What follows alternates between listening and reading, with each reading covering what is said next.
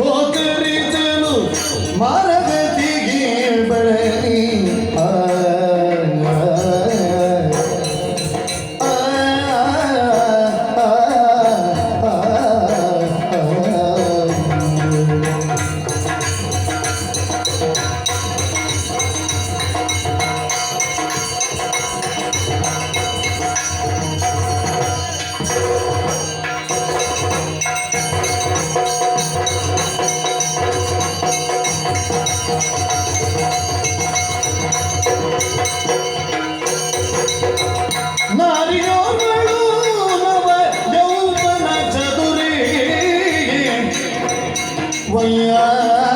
ವಯ್ಯಾರಿ ಮಿಂಚಿನ ತೆರದಿ ವಯ್ಯಾರಿ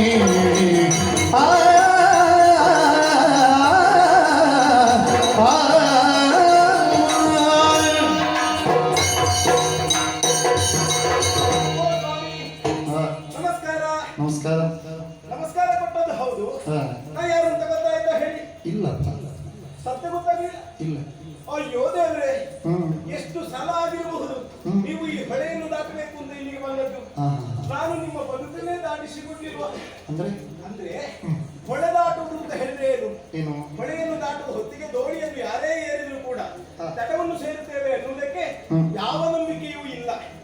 ಹಾಗೊಂದು ವೇಳೆ ಮಧ್ಯಪಥದಲ್ಲಿ ಏನಾದರೂ ತೊಂದರೆ ಆದ್ರೆ, ಹಾಗಾಗಿ ನಿಮ್ಮ ಬದುಕನ್ನು ಉಳಿಸಿದ್ದು, ನಿಮ್ಮನ್ನು ದಾಟಿಸಿದ್ದು ನಾನು ಅಂತ ನಾನು ಹೇಳಿದ್ದು ಸ್ವಾಮಿ. ಹೌದು. ಮತ್ತೆ ಮೊದಲಿನ ಹಾಗಲ್ಲಪ್ಪ.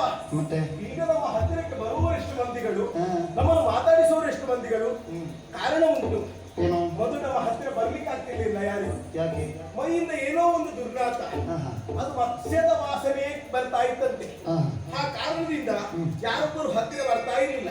ಈಗ ಹಾಗಲ್ಲ ನೋಡಿ, ಯೋಜನಾಂತರಕ್ಕೆ ನಮ್ಮ ಮೈಯ ಸುಮಗಂಧ ವ್ಯಾಪಿಸಲ್ಪಟ್ಟಿದೆ. ನಮ್ಮ ದೋಣಿಗೆ ಬರುವ ಮಂದಿಗಳೆಷ್ಟು ಹೇಳಿ. ಮತ್ತು ಒಂದುಂಟು, ಮಕ್ಕಳು ಬೆಳೆದ ಬಳಿಕ ಅಪ್ಪ ಅಮ್ಮ ಕಷ್ಟಪಡಬಾರದು. ಯಾಕೆ? ಬದುಕಿನ ಅರ್ಧದವರೆಗಿನ ಬದುಕನ್ನು ಎಷ್ಟು ಕಷ್ಟಪಟ್ಟು ಬದುಕಿದ್ದಾರೆ. ಮಕ್ಕಳು ಬೆಳೆದ ಬಳಿಕವೂ ಅವರು ಕಷ್ಟವೇ ಪಡುವುದುಂಟಾನೆ. ಅವರಿಗೆ ಸುಖ ಯಾವಾಗ ಹೇಳಿ? ಹಾಗೆ ಆಲೋಚಿಸಿದ್ದು ನಮ್ಮ ಅಪ್ಪ ದಾಶರಾಜ ಕಂದರ ಎಷ್ಟು ವಯಮಾನದಿಂದ ಇಲ್ಲಿ ದೋಣಿಯನ್ನು ನಡೆಸ್ತಾ ಇದ್ರು. ಈಗ ಹಾಗಲ್ಲ. ಪ್ರಾಯ ಪ್ರಬುದ್ಧಳಾದ ನಾನಿದ್ದೇನೆ, ಅಪ್ಪನಲ್ಲಿ ಹೇಳಿದ್ದೇನೆ, ಇನ್ನು ದೋಣಿಯನ್ನು ನಡೆಸುವುದು ನೀನು ಮಾತ್ರ ಅಲ್ಲ, ನಾನು ನಡೆಸುತ್ತೇನೆ ಎನ್ನುವ ಹಾಗೆ. ಅದಕ್ಕೆ ಅಪ್ಪನೂ ಒಪ್ಪಿದವರೇ ಇದ್ದಾರೆ. ಹಾಗಾಗಿ ಬಹು ದಿನಗಳಿಂದ ಇದೇ ಪರಿಚಾರಿಕೆಯನ್ನು ಮಾಡುತ್ತಾ ಬಂದಿದ್ದೇನೆ. ಮತ್ತೊಂದುಂಟು ಸ್ವಾಮಿ, ನಿಂತ ನೆಲೆಯಿಂದಲೇ ಊರಿನ ಎಲ್ಲಾ ಸುದ್ದಿ ತಿಳಿಬೇಕಾ? ನಾವು ದೋಣಿ ನಡೆಸುವವರಾಗ್ಬೇಕು. ಯಾಕೆ? ದೋಣಿಯನ್ನು ಯಾರಾದ್ರೂ ಹತ್ತಿದವರು ಯಾರು ಒಬ್ರು ಕೂಡ ತಮ್ಮ ಮನೆಯ ಸುದ್ದಿ ಮಾತಾಡುವುದಿಲ್ಲ, ಇನ್ನೊಬ್ಬನ ಮನೆಯ ಸುದ್ದಿಯೇ ಮಾತಾಡುವುದು. ಏನು ಗೊತ್ತಾ? ಅವನ ಮನೆಯಲ್ಲಿ ದನಕರು ಹಾಕಿಕಪ್ಪ, ಇವನ ಮನೆಗೆ ಅದು ತಂದ್ರಪ್ಪ, ಅದು ತಂದ್ರು. ಮತ್ತೆ ಹೆಣ್ಣು ಮಕ್ಕಳು ಎಲ್ಲಾದ್ರೂ ದೋಣಿಯಲ್ಲಿ ಬಂದ್ರ ಮತ್ತೆ ಕೇಳುವುದೇ ಬೇಡ. ಅವರಲ್ಲಿ ಏನು ಇಲ್ಲದೆ ಇದ್ರು. ಕೆಲವು ಸಲ ಹೇಳುದುಂಟು, ನಾವು ಉಟ್ಟುಕೊಂಡು ಬಂದದ್ದು ಒಂದು ಸೀರೆ, ಇದೆಲ್ಲ ಹೆಚ್ಚು ಕ್ರಯದಲ್ಲಪ್ಪ, ಒಂದು 25,000 ರೂಪಾಯಿದು ಮನೆಯೊಳಗೆ ಉಂಟು ಅಂತ. ಹಾಗಾಗಿ ಒಟ್ಟು ಹೇಳಿಕೊಳ್ಳಿಕ್ಕೆ ಒಂದು ವಿಷಯ ಬೇಕು. ದೋಣಿಯನ್ನು ದಾಟುವಲ್ಲಿವರೆಗೆ ಅವರಿಗೆ ಸಮಯ ಹೋಗ್ಬೇಕು. ಇಷ್ಟೆಲ್ಲ ನಾವು ಮಾಡ್ತಾ ಇದ್ದೇನೆ. ಇಂದು ಕೂಡ ಈ ಕಡೆಗೆ ಬರ್ತವಳು ಕಾಲಿಂದಿ ನದಿಯ ತಟಾಕದಲ್ಲಿ ಯಾರದ್ದು ಬರ್ಬೇಕಲ್ಲ. ಯಾರು ಯಾರು ಯಾರು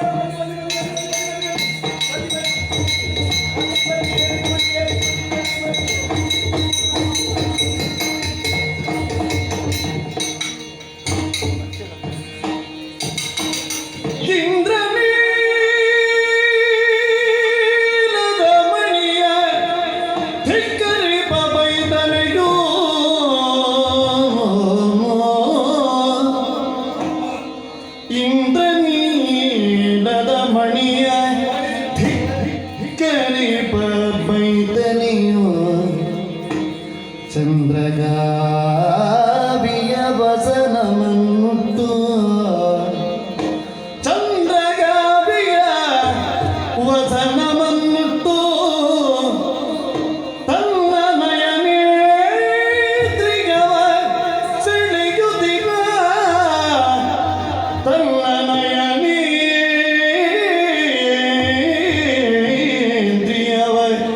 ಸೆಳೆಯುತ್ತಿಗ ಸತಿಯ ಕಂಡ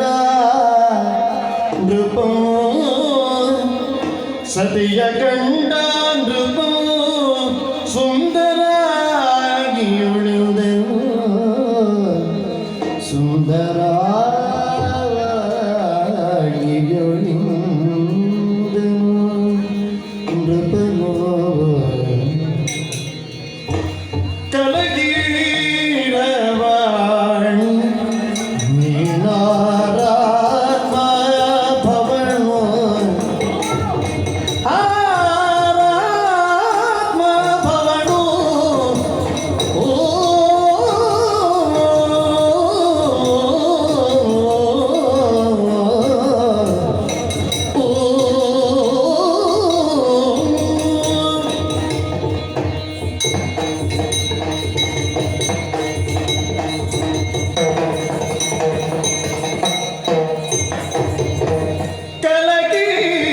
ಕಲಗೀರವಾಣಿ ನೀ ಆರಾತ್ಮ ಭವಳು ನೀನಾರಾತ್ಮ ಭವಳು ಚೆಲುವೆ ನಿನ್ನಯ ಪೆಸರ ವಂಚಿಸದಿ ಬೀಳೋ ಚೆಲುವೆ ನಿನ್ನಯ ಪೆಸರ ವಂಚಿಸದಿ ಬೀಳು ವಂಚಿಸದಿ ಬೀಳು ಕಲಗೀರವಾಣಿ ನೀನಾತ್ಮ ಭವಳು ಚೆಲುವೆ ನಿನ್ನಯ ಪೆಸರ ವಂಚಿಸದಿ ಬೀಳು ಮರೆಯ ಗಂಧಿನಿಯನ್ನ ಸ್ಮರತೆಗೆ ಕೇಳು ಮಲಯ ಗಂಧಿನಿಯನ್ನ ಸ್ಮರತೆಗೆ ಎನ್ನ ಸ್ಮರತೆಗೆ ಕೇಳು ಒಲಿಸುವರೆ ಬಂದಿಗೆನು ಬೇಗದಿಂದೇಳು ಒಲಿಸುವರೆ ಬಂದಿಗೆನು ಬೇಗದಿಂದೇಳು ಬೇಗದಿಂದೇಳು ಪೆಸರ ವಂಚಿಸದೆ ಬೇಡು ನೀ ಬೇಗದಿಂದೇಳು ಕಲಕೀರವಾಣಿ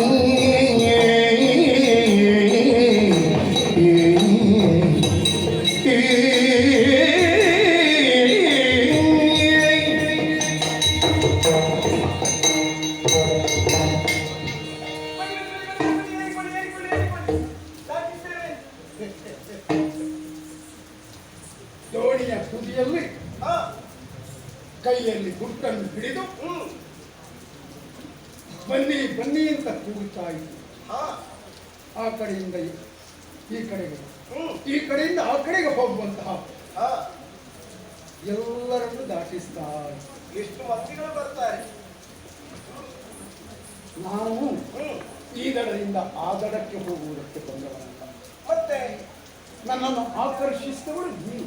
ನಾನೇ ಅದು ಕೆಲವರೆಲ್ಲ ಬಂದವರೆಲ್ಲ ಹೇಳ್ತಾರೆ ಗಂಡು ಮಕ್ಕಳೇ ದೋಣಿ ನಡೆಸುವುದು, ನೀನು ಮಾತ್ರ ಹೆಣ್ಣು ಮಕ್ಕಳು ನಡೆಸುವುದು, ಹಾಗಾಗಿ ನಿನ್ನ ದೋಣಿಯಲ್ಲಿ ಬರುವುದು ಅಂತ ಕೆಲವರೆಲ್ಲ ಹೇಳ್ತಾ ಇದ್ದಾರೆ. ಪರಿಮಳದ ಉಗಮವನ್ನು ಅರಸುತ್ತಾ ಈ ಕಡೆ ತಂದೆ ಹ್ಮ್ ಅದು ಇಲ್ಲಿಂದಲೇ ಹಾ ಹೊರಟು ಬಂದದ್ದು ಅಂತ ಈಗ ನನಗೆ ಸತ್ಯ ತಿಳಿಯಿತು. ಓ ನನ್ನ ಈ ಕಡೆಯಿಂದ ತನುಗಂಧ ಹ್ಮ್ ಎಂಥವರ ಮನಸ್ಸನ್ನಾದರೂ ಆಕರ್ಷಿಸದೇ ಇದ್ದರೆ ಹ್ಮ್ ಹ್ಮ್ ಚಕ್ರವರ್ತಿಯ ಮನಸೂರೆಗೊಂಡವಳು ನೀನು. ಓಹೋ ಇಂದ್ರ ನೀಲಮಣಿಯಂತೆ ಬೈತಲೇ ಉಂಟು. ಹಾ ಚಂದ್ರ ಕಾವ್ಯ ಬಟ್ಟೆಯನ್ನು ಹುಟ್ಟುಕೊಂಡಿದ್ದ ಹ್ಮ್ ಕಲಕೀರುವ ನೀನು. ಹಾ ನಾನು ಮಾತಾಡಿದಷ್ಟು ಜೋರ ಕೇಳ್ತದ.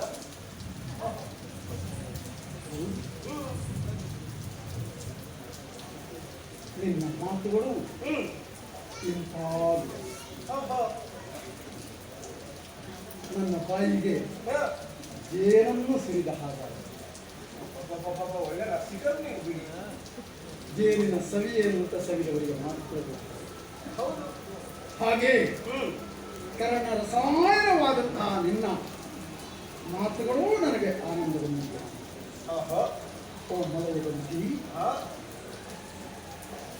ನೀನು ಹ್ಮ್ ದೋಣಿ ನಡೆಸುವುದು ಹ್ಮ್ ನಿನ್ನ ಉದ್ಯೋಗಕ್ಕೂ ನಿನ್ನ ರೂಪಕ್ಕೂ ಯಾವುದೇ ಒಂದು ರೀತಿಯ ಸಾಮ್ಯತೆ ಇಲ್ಲ.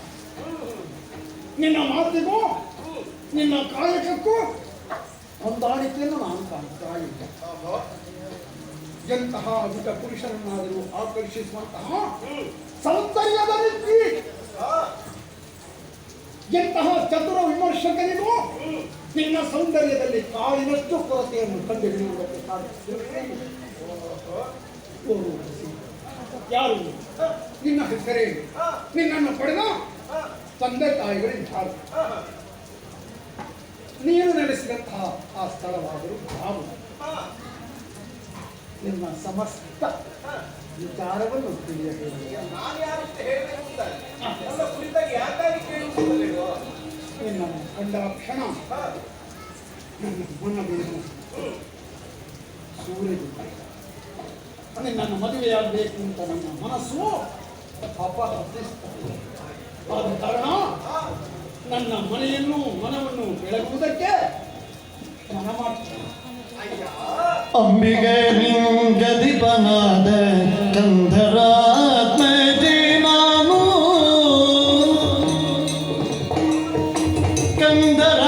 ಕಂಧರಾತ್ಮಜೆ ನಾನು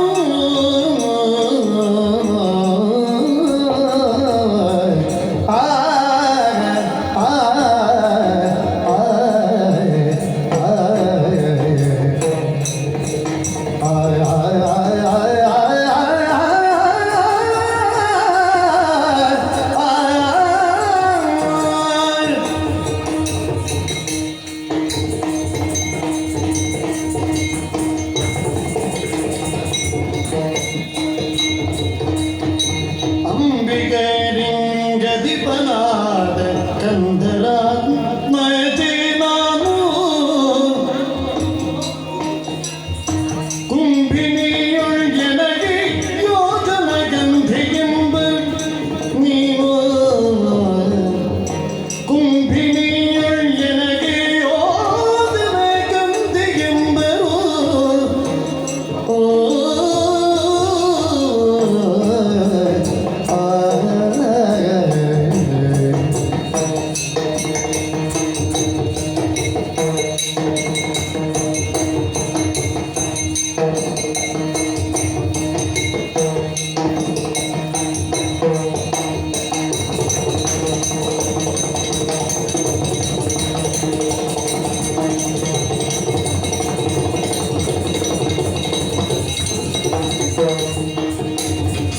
ನೀನು ಪಂಬಲೀಪೆಯಾಕೆ ಬರಿದೆ ಪರರಾಧೀನೆ ನಾನು ನೀನು ಪಂಬಲೀಪೆಯಾಗೆ ಬರಿದೆ ಪರರಾಧೀನೆ ನಾನು ದಂಭ ಮಾತುಗಳೆಲ್ಲ ಇದನ ಕೇಳಿಕೊಂಬುದು ನೀನು ದಂಭ ಮಾತುಗಳೆಲ್ಲ ಇದನ ಕೇಳಿಕೊಂಬುದು ನೀನು ಅಂಬಿಗರಿಂಗದಿಪನಾದ ಕಂಧರಾತ್ಮಜೆ ನಾನು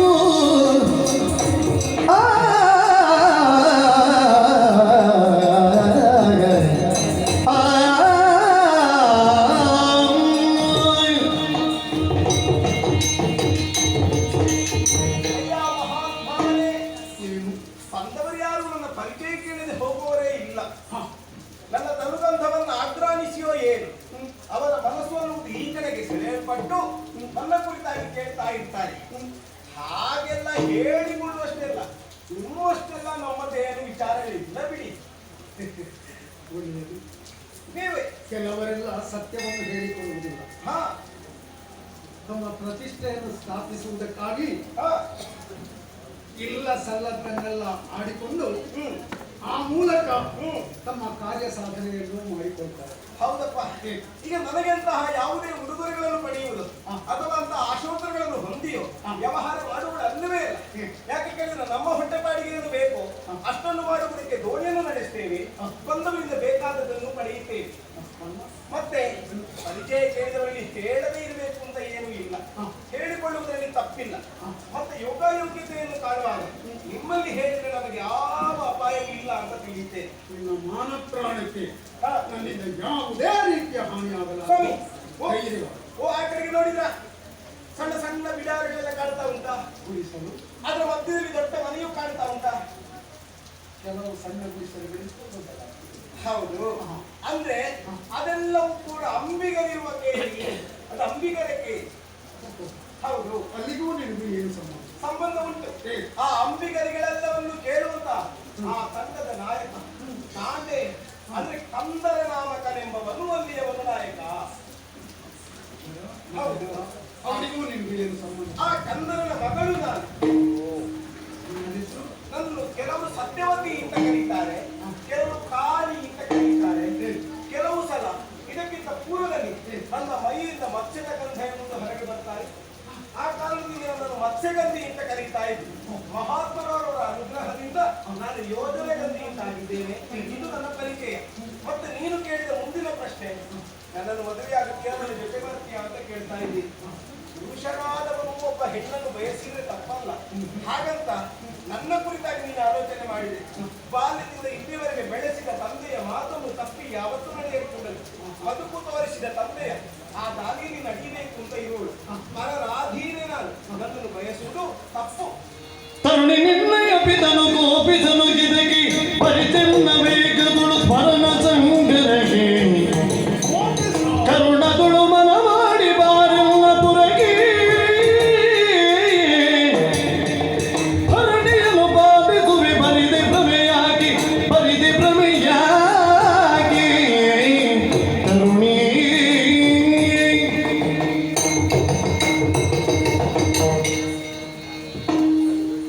ಹೆಣ್ಣಾದ ನನಗೆ ಒಳ್ಳೆಯ ಸಂಸ್ಕಾರವನ್ನು ನಿನ್ನಯ್ಯ ಕೊಟ್ಟಿದ್ದಾನೆ ಅಂತ ನಿನ್ನ ಮಾತು ಕೇಳಿದಾಗ ಹಾಗಾಗಿ ಅದು ಹೇಳುವುದು, ಕೆಸರಿನಲ್ಲಿ ಹುಟ್ಟಿದ ತಾವರೆ ದೇವರ ಪದತಲವನ್ನು ಸೇರುವ ಹಾಗೆ. ಹುಟ್ಟಿದಲ್ಲಿ ಎನ್ನುವುದಕ್ಕಿಂತಲೂ ಹುಟ್ಟಿದ ನೆಲೆಯಿಂದ ಕಲಿತ ಬೆಲೆ ಎನ್ನುವುದು ಮುಖ್ಯ ಅಂತ. ಸಂಸ್ಕಾರಯುತವಾದಂತಹ ಮಾತುಗಳನ್ನೇ ಹಾ, ಹಾಗೆ ಅಂತ ನನ್ನನ್ನು ನೀನು ಮದುವೆ ಆದೆ ಅಂತ ಆದರೆ ನಿನ್ನಯ್ಯ ಖಂಡಿತವಾಗಿ ಕೋಪಿಸಲ್ಲ. ಯಾಕಿಲ್ಲ? ಕೆಸರಿನಲ್ಲಿದ್ದಂತಹ ರತ್ನ ಒಂದು ಅರಸನ ಕಿರೀಟವನ್ನು ಸೇರಿದರೆ ಅದಕ್ಕೆ ಮತ್ತಷ್ಟು ಬೆಲೆ, ಹೌದು. ಇನ್ನಷ್ಟು ಹೊಳ. ಹಾಗೆಯೇ ಚಂದ್ರ ವಂಶಸ್ಥ ಹಸ್ತಿನೆಯ ಚಕ್ರವರ್ತಿ ಶಂತನು ಅಂತ ನನ್ನ ನಾಮಕರಣ. ಏನೋ ಕಾರ್ಯನಿಮಿತ್ತವಾಗಿ ಈ ಕಡೆ ಬಂದೆ, ನಿನ್ನನ್ನು ಕಂಡೆ, ನಿನ್ನ ರೂಪಕ್ಕೆ ಮನ ಸೋತೆ. ಆದರೆ ನಾನು ಹೇಳ್ತೇನೆ, ಯೋಜನ ಗಂಧಿ ನನ್ನನ್ನು ಮದುವೆಯಾದೇತಾದರೆ ಬದುಕಿನಲ್ಲಿ ಯಾವುದೇ ಒಂದು ರೀತಿಯ ಕಷ್ಟವೂ ನಿನಗೆ ಸಂಭವಿಸಲಾರದು. ನಿಮ್ಮಯ್ಯ ಮನಸ ಒಪ್ಪಿಕೊಂಡಾನು. ಒಪ್ಪಿಗೆ ಕೊಡಬೇಕು ಅಂತಾದ್ರೆ ನನಗೊಂದು ಸ್ವಾತಂತ್ರ್ಯ ಬೇಡ. ಕೇಳ ನೃಪತಿ ಸತಿಗಳಿಲ್ಲ ಬಾಲ್ಯ ದೀಪಿತನಾಧೀನ ಮೇಲೆಯೂ ಬರಬರಲು ತನ್ನನ್ನು ವರಿಸಿದ ಪದಿಯಾಧೀನ ಬಾಲಕರಾಧೀನ ಮುಪ್ಪಿನೊಳ್ ಎಂಬ ಶಾಸ್ತ್ರ ಅವಯ್ಯ ಬಾಲಕರಾಧೀನ ಮುಪ್ಪಿನೊಳ್ ಎಂಬ ಶಾಸ್ತ್ರ ಅವಯ್ಯ ಮಾತು ಕೆಡಿಗೆ ಜ್ಞಾನ ಜೀವ ನೀನಗಿಗಯ್ಯ ಕೇಳೊಂದು ಪತಿ ಸತಿಗಳೆಲ್ಲ ಬಾಲ್ಯದಿ ಪಿತನಾಧೀನ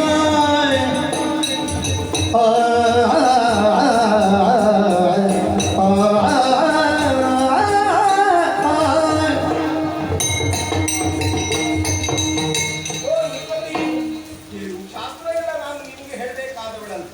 ಯೋಚನೆ ಮಾಡು, ಯಾವ ಹೆಣ್ಣಿಗಾದ್ರೂ ಸ್ವಾತಂತ್ರ್ಯ ಅನ್ನುವುದು ಲೋಕದಲ್ಲಿ ಉಂಟಾ?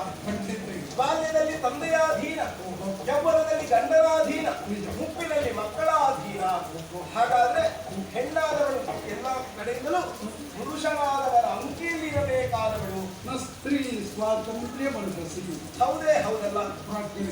ಹಾಗಾದ್ರೆ ನೀ ಮಾಡಿದ ಮಾತಿಗೆ ಮನಸ ಒಪ್ಪಿಗೆ ಕೊಡುವುದಕ್ಕೆ ನನಗ ಆ ಸ್ವಾತಂತ್ರ್ಯ ಎಲ್ಲಿ ಉಂಟು ಹೇಳಿ. ಹಾಗಾಗಿ ನನ್ನ ಅಪ್ಪನಲ್ಲಿ ನೀವು ಕೇಳಿದಿರಿ ಅಂತ ಅಪ್ಪ ಒಪ್ಪಿದ್ರೆ ನಮಗೂ ಆಗ್ತೇನೆ.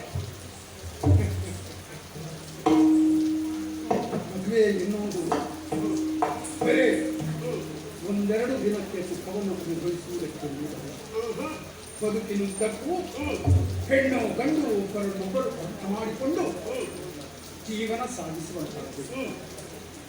ಅಡುಗೆ ಕೆಟ್ಟು ಹೋಯಿತು ಅಂತಾದರೆ ಒಂದು ಹೊತ್ತಿಗೆ ಇಲ್ಲ ಅಂತ ಕೈ ಚೆಲ್ಲಿ ಸುಮ್ಮನೆ ಕುಳಿತುಕೊಳ್ಳಬಹುದು. ಹೊಸ ಅಡುಗೆಯೂ ಮಾಡುದು. ಬೆಳೆ ಕೆಟ್ಟು ಹೋಯಿತು ಅಂತಾದರೆ ಒಂದು ವರ್ಷ ಹ್ಮ್. ನಿರಾಶೆಯಿಂದ ಇರಬಹುದು. ಹ್ಮ್. ಹಾಗೆ ಅಂತ ಮದುವೆ ಕೆಟ್ಟು ಹೋಯಿತು ಅಂತಾದರೆ ಹ್ಮ್. ಬದುಕಿನುದ್ದಕ್ಕೂ ಹ್ಮ್. ಗಂಡು ಹೆಣ್ಣು ಕಣ್ಣೀರು ಸುರಿಸುವಂತಹ ದುಸ್ಥಿತಿ ದುರ್ದೆಸೆ ಬಂದಿರುತ್ತದೆ. ಯಾವ ವಿಷಯದಲ್ಲಾದ್ರೂ ಅವಸರ ಮಾಡ್ಬೋದು, ಮದುವೆ ಆಯ್ಕೆಯಲ್ಲಿ ಅವಸರ ಮಾಡಬಾರ್ದು. ಆದ ಕಾರಣ ಹ್ಮ್. ನಿನ್ನಯ್ಯ ಒಪ್ಪಿದ್ರೆ ಹ್ಮ್. ನೀನು ನನ್ನನ್ನು ಮದುವೆ ಆಗುವುದು ಸತ್ಯ ತಾನೆ. ಹ್ಮ್.